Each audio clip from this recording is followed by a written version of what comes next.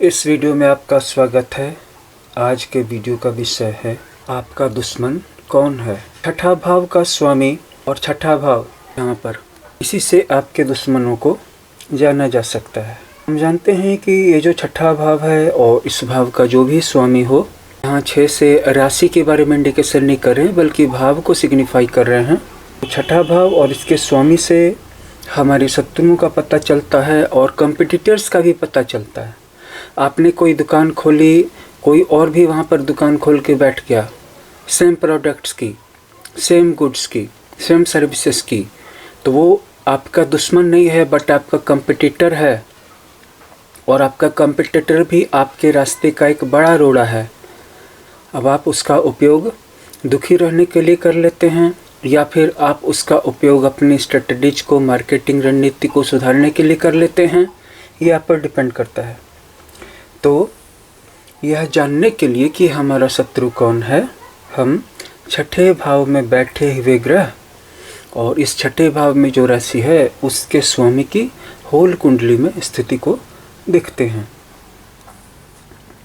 इतना ही नहीं, हम इसमें कौन से नक्षत्र पड़े हैं उनका भी अध्ययन करते हैं और छठे भाव के अन्य ग्रहों के साथ संबंध, जैसे कि कोई ग्रह कहीं से दृष्टि से दिख रहा है या इसका स्वामी किसी ग्रह के साथ युति बना के बैठा है या इसका स्वामी किसी ग्रह को देख रहा है या जिसकी राशि में बैठ गया है, तो इसकी भी जांच करनी पड़ती है। उदाहरण के लिए इसमें लग्न में मेष राशि है, अर्थात मेष लग्न है और इसका स्वामी मंगल छठे भाव में स्थित है कन्या राशि में, और कन्या राशि में भी हस्त नक्षत्र में है। और छठे भाव का स्वामी बुध दूसरे भाव में वृष राशि में बृहस्पति के साथ एक ही नक्षत्र में मौजूद है, जिस नक्षत्र का नाम है रोहिणी। तो इस कुंडली में क्या होगा, इस कुंडली में मेष लग्न है तो इसका लग्नेश मंगल है। 8वें भाव का स्वामी भी मंगल ही है, तो लग्नेश और अष्टमेश इन दो भावों का स्वामी होकर के ये मंगल छठे भाव में स्थित है। तो यह इस बात को दर्शाता है, ऐसा सजेस्ट करता है कि जातक की अपनी सास से दुश्मनी होगी या प्रतिस्पर्धा होगी और उसकी सास को या उसके सास को भी उससे दुश्मनी या प्रतिस्पर्धा होगी।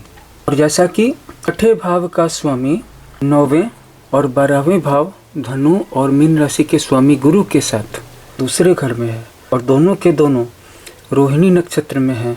रोहिणी नक्षत्र जो कि वृष राशि के अंदर में मौजूद रहता है, यह ये सुझाव देता है और ये पुष्टि करता है कि सास उसके जीवन में वृद्धि के कारण प्रतिस्पर्धा की भावना रखेगी, अर्थात इसके जीवन में जो भी उन्नति या तरक्की होगी तो उनके अंदर में इस बात की जलन होगी, लेकिन वो जलन उजागर नहीं करेगी, इसीलिए ये दुश्मनी छिपी हुई होगी और प्रतिस्पर्धा की भावना साथ साथ में रहेगी।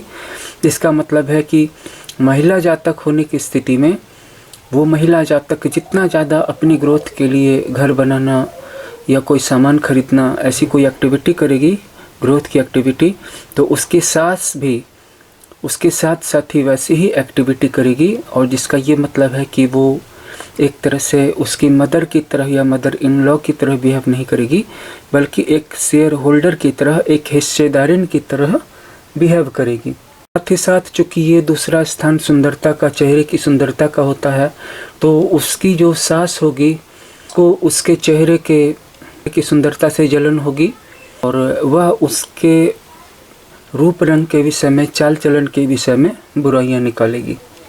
जैसा कि आप देख सकते हैं कि इस कुंडली के चौथे भाव में कर्क राशि है जिसका स्वामी चंद्रमा है और बृहस्पति 9वें तथा 12वें घर का स्वामी है। 9वां घर जो होता है वो तो वृद्धि का घर होता है, छिपा हुआ शत्रु जो होता है वो 12वें घर से इंडिकेटेड होता है।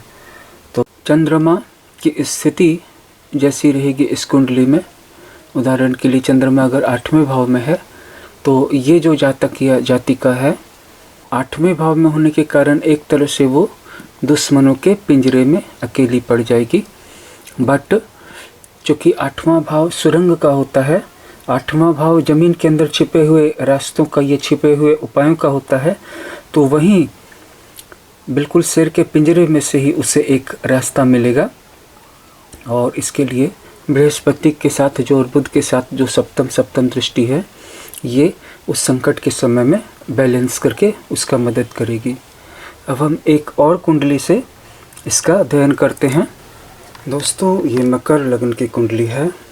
अगर इसमें छठे भाव में कोई भी ग्रह न हो और दूसरी सिचुएशन में छठे भाव का स्वामी जो बुध है वो नवम भाव का भी स्वामी है, यानी एक अशुभ और एक शुभ ग्रह का स्वामी है, और ये चंद्रमा के साथ 11वें भाव में है वृश्चिक राशि में। छठे और 9वें भाव का स्वामी बुध चंद्रमा के साथ वृश्चिक राशि में है, और वृश्चिक राशि के अंदर भी ज्येष्ठा नक्षत्र में है, जो कि एक कठोर नक्षत्र है, और 7वें भाव के स्वामी चंद्रमा के साथ में है। तो इसमें दुश्मनों का क्या पता चलता है? इसमें ये पता चलता है कि इसके जन्म स्थान के आसपास के निवासी और सामाजिक दायरे के लोग जातक के दुश्मन होंगे और प्रतिस्पर्धी होंगे। मतलब आसपास मोहल्ले के लोग होंगे और सामाजिक परिचय के दायरे में, उसके सामाजिक स्तर के बराबरी में उसके अनेक सारे दुश्मन होंगे, और वे जातक के विकास से भी ईर्ष्या करेंगे। क्यों विकास से ईर्ष्या करेंगे? क्योंकि बुध जो है छठे भाव का स्वामी 9वें भाव का भी स्वामी है, और 9वां भाव भाग्य का और विकास भाव का स्वामी होता है, तो वो उसके विकास से भी ईर्ष्या करेंगे, और जातक के व्यवसाय एवं जीवन साथी से भी ईर्ष्या करेंगे, क्योंकि चंद्रमा साथ में है, षष्ठेश के साथ में चंद्रमा है, और चंद्रमा विवाह के घर का स्वामी है, तो वो उसके विवाह यानी कि उसके जीवन साथी से भी ईर्ष्या करेंगे, और साथ ही साथ उसके व्यवसाय से भी ईर्ष्या करेंगे, क्योंकि 7वां भाव भी व्यवसाय को दर्शाता है, खास करके वहाँ जहाँ अनेक सारे लोगों से जनसंपर्क करना होता है। तो इस टेक्निक को अपना करके आप ये पता लगा सकते हैं कि आपके जीवन में आपका दुश्मन और प्रतिस्पर्धी कौन हो सकता है। अगला प्रश्न ये आता है कि क्या शत्रुओं में इतनी शक्ति होगी कि वे आपको पराजित कर सके या हानि पहुंचा सके? तो इसका उत्तर यह है कि अगर छठे भाव में एक से अधिक पाप ग्रह स्थित हैं तो शत्रु और प्रतियोगी आपको न तो पराजित कर पाएंगे, न नुकसान पहुंचा पाएंगे, और षष्ठेश को अच्छी स्थिति में होना चाहिए।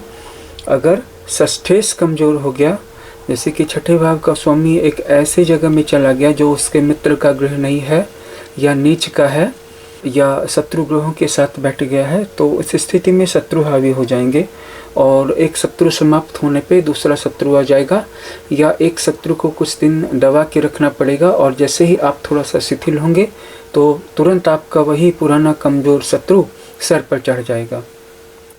अगर छठे भाव का स्वामी कोई नैसर्गिक पाप ग्रह हो और छठे भाव में ही स्थित हो और उसमें उसके साथ कोई परेशानी नहीं हो, तो भी शत्रुओं से और प्रतिस्पर्धियों से आपको परेशानी होगी। छठे भाव में छठे के स्वामी का स्थित होना छठे भाव के फल को ही बढ़ाएगा, और वह प्रकृति में हानिकारक है। किसी भी भाव के स्वामी का, अर्थात किसी भी राशि का, उसी अपनी राशि में ही स्थित ग्रह उस भाव की, उस राशि की शक्ति को आखिरकार बढ़ाएगा ही तो अब आपको बता दें कि ये जो छठा भाव है इसका हमने शत्रुओं की दृष्टि से मूल्यांकन किया है। वैसे ये छठा भाव स्वास्थ्य का, रोग का, ऋण, कर्जों इत्यादि बहुत सारी चीज़ों को प्रतिनिधित्व करता है, उनका प्रतिनिधित्व करता है, लेकिन ये जो पोस्ट है ये दुश्मनों और प्रतिस्पर्धियों के बारे में ही ज़्यादा थी। अगले वीडियो में हम नवम भाव के बारे में चर्चा करेंगे।